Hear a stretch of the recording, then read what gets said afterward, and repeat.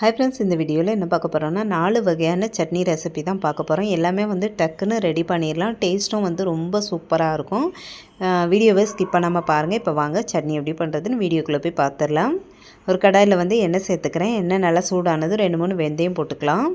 வெந்தயம் நல்லா பொரிஞ்சதும் ஒரு பெரிய சைஸ் வெங்காயத்தை கட் பண்ணி சேர்த்துருக்கேன். சின்ன வெங்காயமாக இருந்துச்சு அப்படின்னா 2 வெங்காயம் சேர்த்துக்கோங்க. இது கூடவே ஒரு கொத்து கருவேப்பிலை, ஒரு சின்ன துண்டு இஞ்சி, சின்ன நெல்லிக்காய் சைஸு புளி, ஒரு தக்காளி கட் பண்ணி சேர்த்துருக்கேன். இதை லைட்டாக வதக்கி விட்டுருங்க. இது கூடவே 2 டேபிள் ஸ்பூன் அளவு பொட்டுக்கடலை சேர்த்துட்டு காரத்துக்கு ஏற்றாப்புல மிளகாய்த்தூள் சேர்த்துக்கிறேன். இதில் காரத்துக்கு வேறு எதுவும் சேர்க்க மாட்டோம். அதனால் காரத்துக்கு ஏற்றாப்புல மிளகாய்த்தூள் சேர்த்துக்கோங்க. சேர்த்துட்டு இந்த சட்னிக்கு தேவையான அளவு உப்பும் இப்போவே சேர்த்துக்கிறேன். இது கூடவே சின்ன துண்டு வெல்லமும் சேர்த்துக்கிறேன்.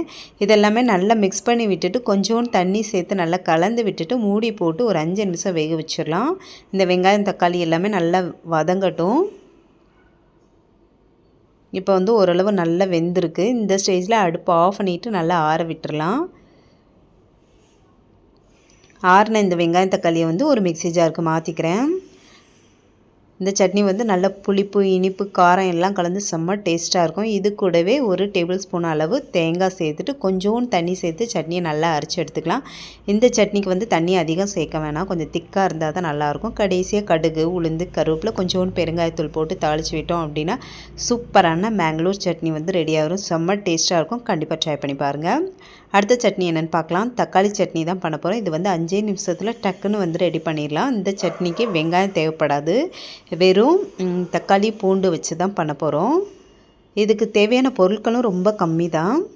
இப்போ இந்த தக்காளியும் பூண்டும் நல்லா கழுவி எடுத்துகிட்டு தக்காளியை கட் பண்ணி மிக்ஸி ஜாரில் சேர்த்துக்கிறேன். நாட்டு தக்காளியாக இருந்துச்சு அப்படின்னா ரொம்ப நல்லாயிருக்கும்.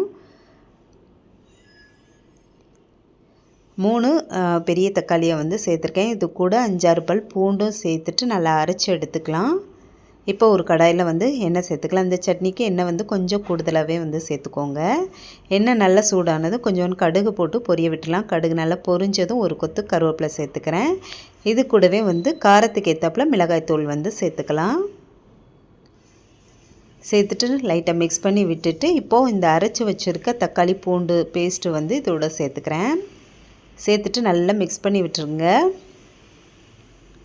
இப்போ இந்த சட்னிக்கு தேவையான அளவு உப்பு சேர்த்துட்டு அந்த மிக்ஸி ஜாரை லைட்டாக கொஞ்சோண்டு தண்ணி சேர்த்து அலசிட்டு அந்த தண்ணியை இதில் சேர்த்துக்கிறேன். சேர்த்துட்டு நல்லா கலந்து விட்டுட்டே இருக்கணும். அடுப்பு சிம்லேயே இருக்கட்டும். அந்த நம்ம ஊற்றின எண்ணெய் நல்லா தெளிஞ்சு வரணும். அந்த அளவுக்கு நல்லா வதக்கி எடுத்தோம் அப்படின்னா சூப்பரான நல்ல காரசாரமான தக்காளி சட்னி ரெடி ஆயிடும். இது இட்லி தோசை கூடலாம் வச்சு சாப்பிட்றதுக்கு செமையாக இருக்கும். கண்டிப்பாக ட்ரை பண்ணி பாருங்கள்.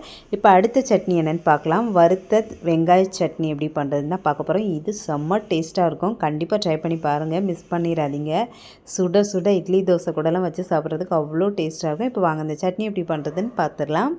இப்போது கடாயில் எண்ணெய் சேர்த்துருக்கேன். எண்ணெய் நல்லா சூடானதும் ஒரு 2 ஸ்பூன் அளவு உளுந்து சேர்த்துக்கலாம். உளுந்து நல்லா ஃப்ரை பண்ணி எடுத்துக்கலாம். இது கலர் மாறிடாமல் அடுப்பு சிம்மிலேயே வச்சு நல்லா வறுத்து எடுத்துக்கலாம். இது கூட 2 வெங்காயம் கட் பண்ணி சேர்த்துருக்கேன். இது கூடவே ஒரு கொத்து கருவேப்பிலையும் சேர்த்துட்டு வெங்காயத்தை நல்லா வறுத்து எடுத்துக்கலாம். வெங்காயம் லைட்டாக கலர் மாறணும். காரத்துக்கு காஞ்ச மிளகாய் சேர்த்துருக்கேன்.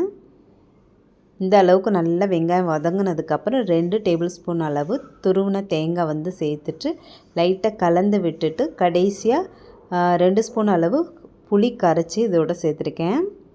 அடுப்பை ஆஃப் பண்ணிவிட்டு புளியை சேர்த்துக்கோங்க. புளி, உப்பு சேர்த்துட்டு நல்லா ஆற விட்டுருங்க. நல்லா ஆறினதுக்கப்புறமா இதை ஒரு மிக்ஸி ஜாருக்கு மாற்றிட்டு நல்லா அரைச்சி எடுத்துக்கலாம். கடைசியாக கடுகு, உளுந்து, காஞ்ச மிளகாய், கருவேப்பிலை போட்டு தாளித்து விட்டோம் அப்படின்னா சூப்பரான வறுத்தரைச்ச வெங்காய சட்னி ரெடி ஆகும். செம்ம டேஸ்ட்டாக இருக்கும். கண்டிப்பாக ட்ரை பண்ணி பாருங்கள். மொறுன்னு தோசை கூட வச்சு சாப்பிட்டோம் அப்படின்னா அவ்வளோ சூப்பராக இருக்கும். மிஸ் பண்ணாமல் கண்டிப்பாக ட்ரை பண்ணி பார்த்துட்டு எப்படி இருக்குன்னு கமெண்ட்டில் சொல்லுங்கள். அடுத்த சட்னி என்னென்னு பார்க்கலாம். என்னோடய ஸ்டைலில் தேங்காய் சட்னி தான் பண்ண போகிறோம். ஃபஸ்ட்டு தேங்காய் சேர்த்துருக்கேன் 1 கப் அளவு. அதை விட கம்மியாக பொட்டுக்கடலை சேர்த்துட்டு காரத்துக்கு ஏற்றாப்புல பச்சை மிளகாய் சேர்த்துக்கலாம். ஒரு 2 பல் பூண்டு சேர்த்துருக்கேன். சட்னிக்கு தேவையான உப்பு சேர்த்துட்டு 2 கொத்து கருவேப்பிலையும் சேர்த்து கொஞ்சமாக தண்ணி சேர்த்து சட்னியை நல்லா அரைச்சி எடுத்துடலாம். இப்போ இதை ஒரு பாத்திரத்துக்கு மாற்றிட்டு சட்னிக்கு தேவையான அளவு தண்ணி சேர்த்து நல்லா கலந்து எடுத்துக்கலாம். கடைசியாக வந்து கடுகு, உளுந்து, காயப்பொடி, கொஞ்சமாக கருவேப்பிலை, காஞ்ச மிளகாய் போட்டு தாளித்து விட்டோம் அப்படின்னா சூப்பரான டேஸ்டான தேங்காய் சட்னி வந்து ரெடியாகிடும். இது சுட சுட இட்லி கூட வச்சு சாப்பிட்டோம் அப்படின்னா செம்ம டேஸ்ட்டாக இருக்கும். நல்லா மொறு மொறுன்னு தோசை ஊற்றிட்டு இந்த சட்னி வச்சு சாப்பிட்டாலும் செம்ம டேஸ்ட்டாக இருக்கும். கண்டிப்பாக ட்ரை பண்ணி பாருங்கள். எல்லா சட்னியுமே செஞ்சு பார்த்துட்டு எப்படி இருக்குன்னு சொல்லிட்டு மறந்துடாமல் கமெண்ட்டில் சொல்லுங்கள். இந்த சட்னியில் உங்களுக்கு பிடிச்ச சட்னி எதுன்னு கமெண்ட்டில் சொல்லுங்கள்.